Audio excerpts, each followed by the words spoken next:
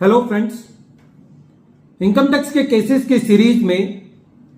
आज जो इशू हम डिस्कस करेंगे वो इस चीज को लेकर के है कि जब किसी एसएससी के यहां सर्च होती है तो एक general principle of income tax law ये है कि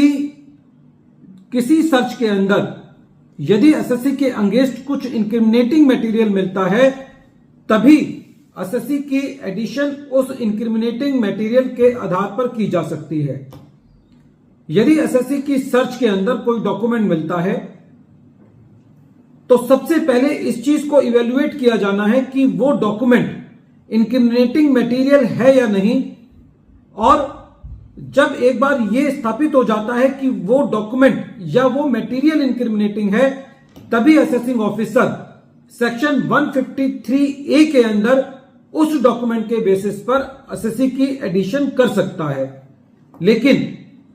एक डॉक्यूमेंट इंक्रिमिनेटिंग मटेरियल कब होगा और क्या कोई डॉक्यूमेंट इंक्रिमिनेटिंग मटेरियल है या नहीं, क्या ये क्वेश्चन ऑफ फैक्ट है या सब्सटेंशियल क्वेश्चन ऑफ लॉ है, यही इशू गुवाहाटी हाई कोर्ट के सामने प्रेजेंट केस में commissioner of income tax and another versus gold stone cements limited के केस में सामने आया। और ये केस 470 ITR पेज नंबर 749 पर रिपोर्ट किया गया और इस केस का जजमेंट 29 सितंबर 2023 को आया। प्रेजेंट केस में एसएससी के यहां सर्च हुई। सर्च के दौरान कुछ शेयर होल्डिंग पैटर्न रेवेन्यू को मिला और ये शेयर होल्डिंग पैटर्न वो पैटर्न था जो कि इजीली रेवेन्यू को, जो कि एमसीए पोर्टल है, यदि रेवेन्यू उस एमसीए पोर्टल पर जाता और वहां से उसके डॉक्यूमेंट डाउनलोड करता एसएससी के, तो वहां से भी वो सारी इंफॉर्मेशन शेयर होल्डिंग पैटर्न के बारे में निकाली जा सकती थी। और ये सारी इंफॉर्मेशन सर्च के पहले उस पोर्टल पर अवेलेबल थी। जब उस शेयर होल्डिंग पैटर्न के आधार पर एडिशन किया गया और मैटर सीआईटी अपील के पास था, तो सीआईटी अपील का यह कहना था कि प्रेजेंट केस के अंदर जो रेवेन्यू को शेयर होल्डिंग पैटर्न मिला है वो इंक्रिमिनेटिंग मटेरियल के दायरे में नहीं आता, क्योंकि वो मटेरियल ऑलरेडी एमसीए के पोर्टल पर अवेलेबल था और वो कोई ऐसा मटेरियल नहीं था जो कि सर्च के द्वारा ही रेवेन्यू एसएससी से ले सकता है। सीआईटी अपील का यह भी कहना था कि उस शेयर होल्डिंग पैटर्न के बेसिस पर जो कि इंक्रिमिनेटिंग मटेरियल नहीं है, एसएससी का section 153A read with section 68 में एडिशन नहीं किया जा सकता अनअबेटेड और कंप्लीटेड असेसमेंट्स के केस में, क्योंकि प्रेजेंट केस के अंदर कोई भी असेसमेंट प्रोसीडिंग्स एसएससी की पेंडिंग नहीं चल रही थी जो कि उसकी सर्च प्रोसीडिंग्स में अबेट हुई। जब यह मैटर ट्रिब्यूनल के पास गया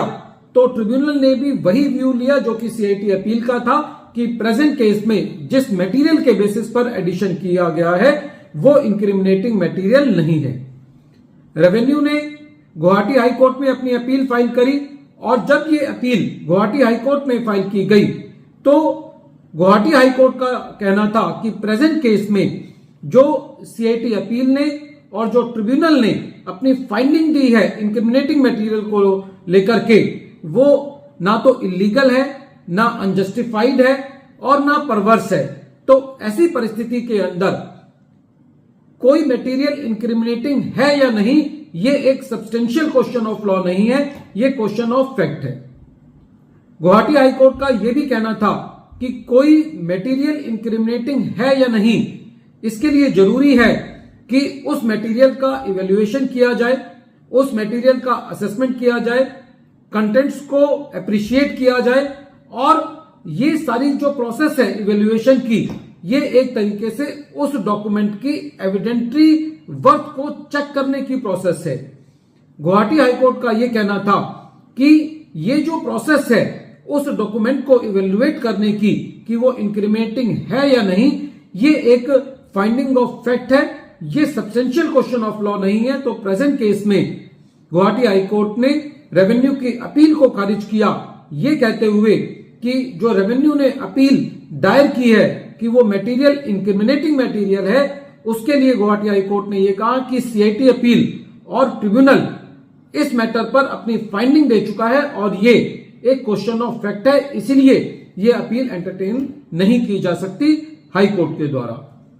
वीडियो के अंत में एक बार फिर मैं केस का नाम रिपीट कर रहा हूं। केस का नाम है commissioner of income tax and another versus gold stone cements limited, और ये केस 470 ITR पेज नंबर 749 पर रिपोर्ट हुआ और इस केस का जजमेंट गुवाहाटी हाई कोर्ट ने डिसाइड किया और ये मैटर 29 सितंबर 2023 को डिसाइड किया गया। Thank you friends.